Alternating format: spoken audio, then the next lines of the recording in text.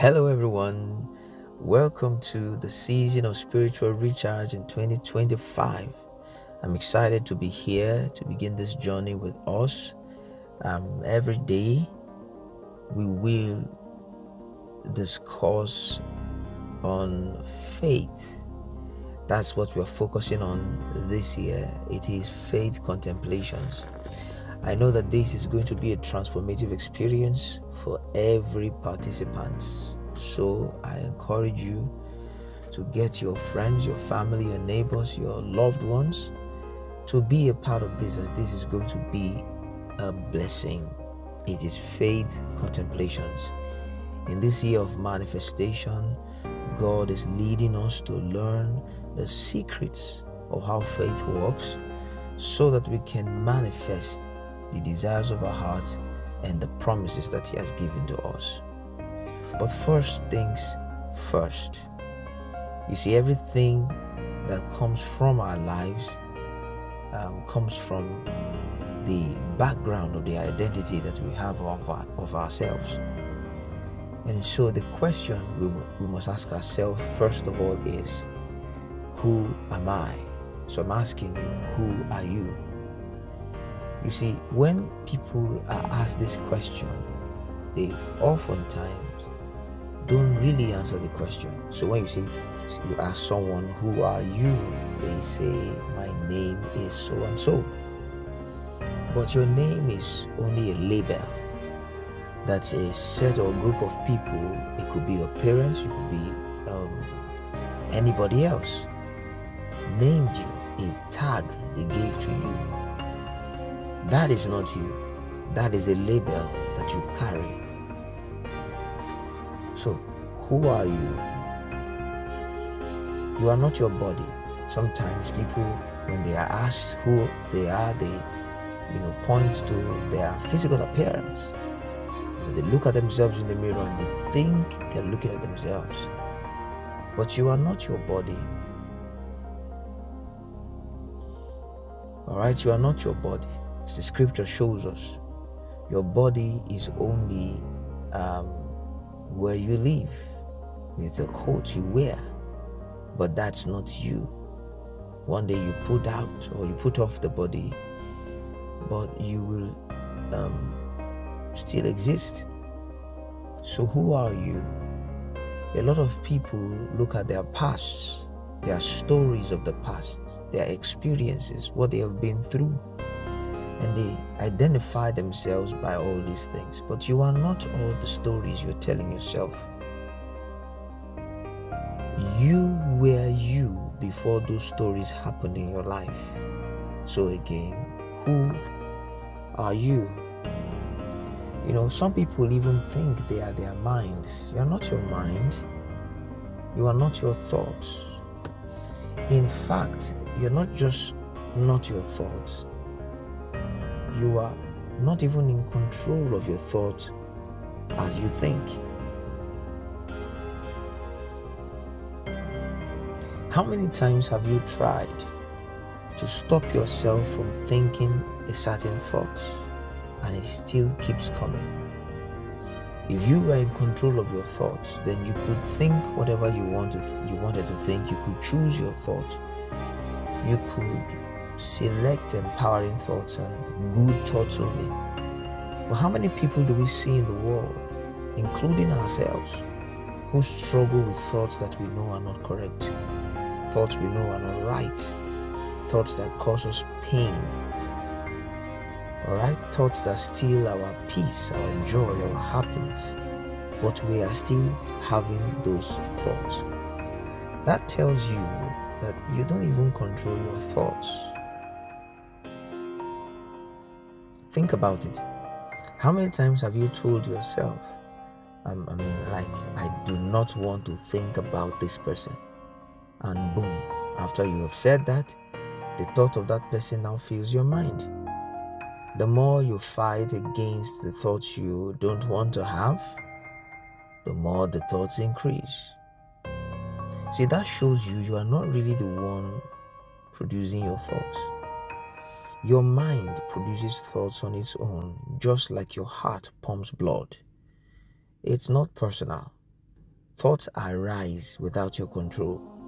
They come and go just like a weather. And it is all based on the programming, the conditioning that you have been exposed to. But that is not you. You see, from the time you were born, from your childhood, you were called by name. You were taught what was right and what was wrong according to the exposure, the thoughts, the ideas, and the ideals of those who are teaching you. You were given something to believe. Culture shaped you. They told you who you were. They told you what was possible, what was not possible. You grew and you created an identity out of all that idea that you were fed. And that is now what you call yourself. But that identity that you have is an illusion, because that's not the real you. That's not the real you. A lot of people define themselves by their past experiences, but you are not your past experiences. It is that identity that you have created from all that you've been through from your childhood till now. That identity is what is called the ego. And that is what creates your thoughts. You see, the way you analyze anything that happens, the thoughts you have concerning anything in your life, if another person observed the same thing, they would have different thoughts entirely. So which one is correct? Which one is true? Well, none of them are real, because your thoughts are simply a creation of your mind, and they come and go just like weather. Now, if you take away the name, take away the identity, the stories you have been told, take away the events that happen in your life, all right? Remove all those things you wore, those invisible garments by which you have identified yourself. Who are you? You find out what is left there is that nameless, formless, limitless presence within. Just that presence that is there. That awareness that observes everything. That is what we call the spirit. That is who you truly are. You are not all the passing fancies. You are not the passing illusions that you see. With all the things that is going on in your world, there is a person on the inside who observes, including your thoughts, the thoughts that come to your mind. Just like we have seen, thoughts come like weather. It changes, comes and goes. Sometimes thoughts that produce feelings of unhappiness, sadness come to your mind. Okay? Another time, thoughts of happiness come to your mind. But who is the presence observing those thoughts? You find out that the thought is not you. In fact, you can do this. It takes some mastery over self to be able to do it, but it can be done. You can actually do it. All right? In fact, you can start at this moment to engage in none of your thoughts. Just observe. Observe how thoughts come and go. Just recognize them as thoughts for what they are. Thoughts, just thoughts, that's what they are. Just recognize them. Don't engage. Just recognize your own thoughts, as if in your mind you are looking at, thoughts coming and going. You will begin to understand how to detach from thoughts that paralyze people. See, a lot of people have identified themselves so much with their thoughts that they have lost a sense of who they are, who they truly are according to God's word. They have lost touch with their spirit man. They are only in touch with their emotions, and those emotions are products of thoughts unchecked, thoughts uncontrolled. You see? But that's careless. That is not the way God has designed us to live. Your mind was created to be a tool, like a computer, that you will use, not what will control you. You are to use your mind, not your mind running the show of your life.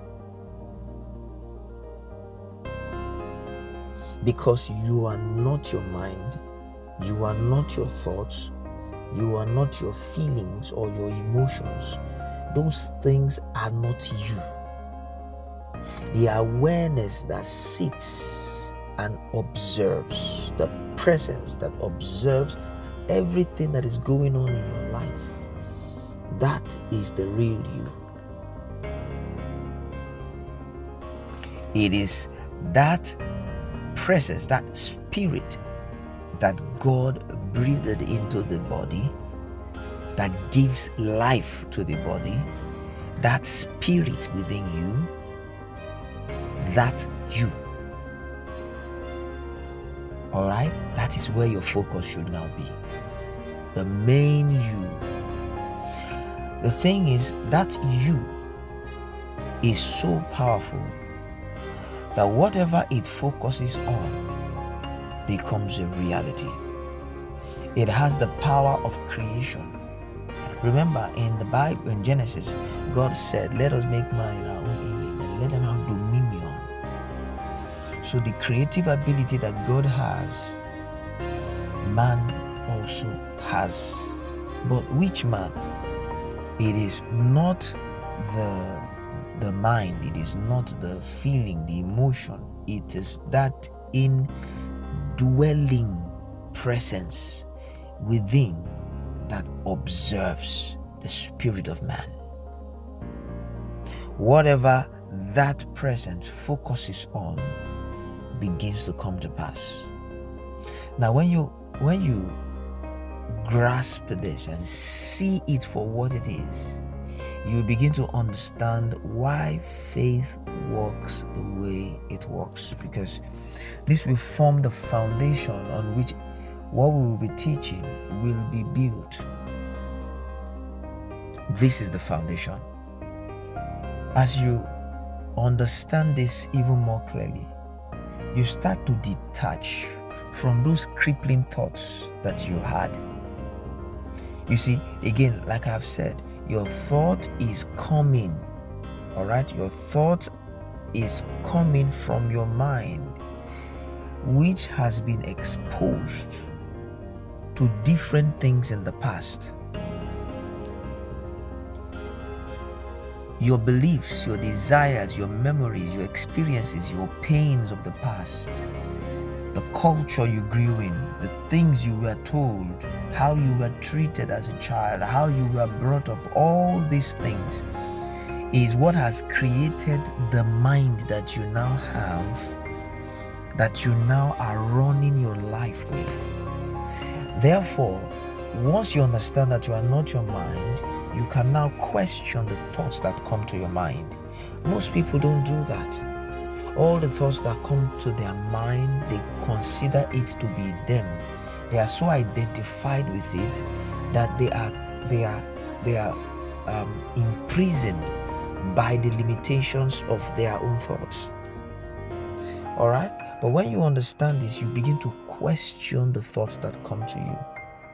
Let's say, for instance, you have an interview coming. You get to the place where you're going to have an interview for a job. You meet 20, 30, 50, 100 or 200 other people waiting to be interviewed. Suddenly a thought comes to your mind: I'll never be able to make it. these people will be better than me. Maybe the crowd there is not even that much. Let's say there are other 10 people. See, something again says in your mind, I'm not good enough. These people will be better than me. They will do better than me. Now, where is that thought coming from? See, you don't question that, but you accept that to be true, to be a fact of your life. But that thought is not you. It's an illusion. It's a lie.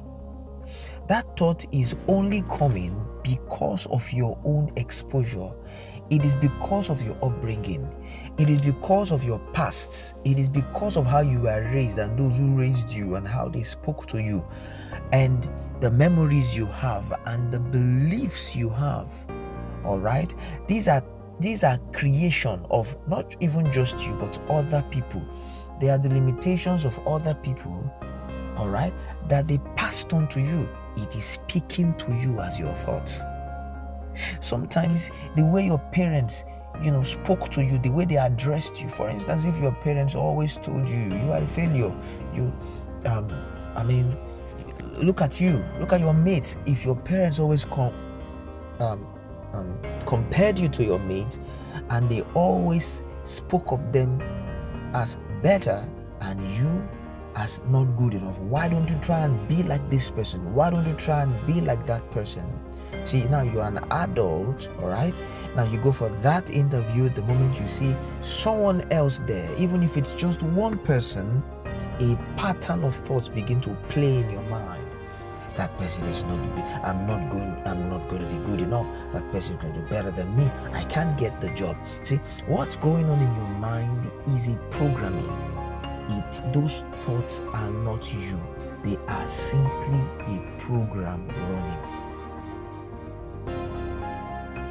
When you begin to see your thoughts for what they are, you can detach from them. Most people are so identified with their thoughts that it leads them to failure. Okay? You can now detach from your thoughts. Now, having detached from your thoughts, you can now select any other thought you choose. Now, remember, I told you, you are not your thoughts. You are the presence behind your thought. You are the presence, the awareness, all right, that observes everything that is going on in your life. Okay, the awareness that even watches the thoughts as they come to your mind. The spirit man, that is who you are. Now that spirit man can sit back, look at those thoughts and say, no. You can flip through all of them. As you're looking at those passing thoughts come to your mind, you choose which one you select, the one that serves you. You select good thoughts. You remove the wrong thought, because now you know that you are not your thoughts. You do not have to get identified with them and so intermingled with your thoughts that they cripple you. You see that? So a lot of people are living depression, low self-esteem. It is because they have accepted a story of defeat and inadequacy that their mind is playing, and they got that from somewhere in the past, somewhere in their upbringing, somewhere in some wrong beliefs in culture. They got it somewhere, but that is not who they are. That is not what God has said about them. And that's the same thing with you. So the first step in faith contemplation is that you must now separate yourself from your thoughts. Know who you are. You are that nameless, faceless, formless, and limitless breath of God that sits inside, just observing. And by observation, He creates. The real you, by observation, creates. So what this means is that whatever you, I'm talking about the real you, the spirit man now, focuses on, magnifies. So when you allow false thoughts come to your mind, thoughts of failure, of inadequacy, of depression, stay in your mind, and you are not realizing that you are not those thoughts, you are not seeing that you have the power to discard those thoughts because they are not true. They are only a programming running, a random program. Okay, they are the random creation of a running program, and that program could have been put there by anybody. That's just the truth. Now that you are an adult, you have a responsibility to take away the wrong thoughts that run in your mind and put the right one, put it in your face, because you see, the real you, the whatever you focus on will begin to magnify in your life. We're going to speak more about this as we go along. But once you begin to do that, you see, you begin to overcome the fear. You begin to overcome the failure. You begin to see, sometimes you walk, all right, you walk into a place, let's say the interview again, you go into that place and you have that interview, you leave that place and you start thinking, I messed up. Oh, what I said, that's terrible. Nobody's going to take me. No. And then you have judged yourself. But those again are not real. They are not true. They are only the creation of that faulty mind. All right, they are the thoughts that are just passing thoughts of your mind, and when you recognize them for what they are, you throw them away. You can replace them with empowering thoughts, because the truth of the matter is that the very thing you are worried about, that is the reason why you say you have fumbled, may be the very reason why you can be chosen. You just have the wrong thoughts regarding that thing that happened. You see that? So first of all, you got to separate yourself from your thoughts, and then so that you can now deliberately select your thoughts. When we have grasped this, then we are ready to begin to put our faith to work and see massive changes in our lives. I tell you, brothers and sisters, you're about to experience a massive turnaround. This is your year of manifestation. You are going to see the things you have dreamt of manifesting in your life. You're going to see your secret desires manifesting in your life. Once you have a grasp of how faith works, you put it to work in your own life and see the power of God going into action and producing results for your life. That will be all for today. See you again tomorrow as we continue on this. God bless you.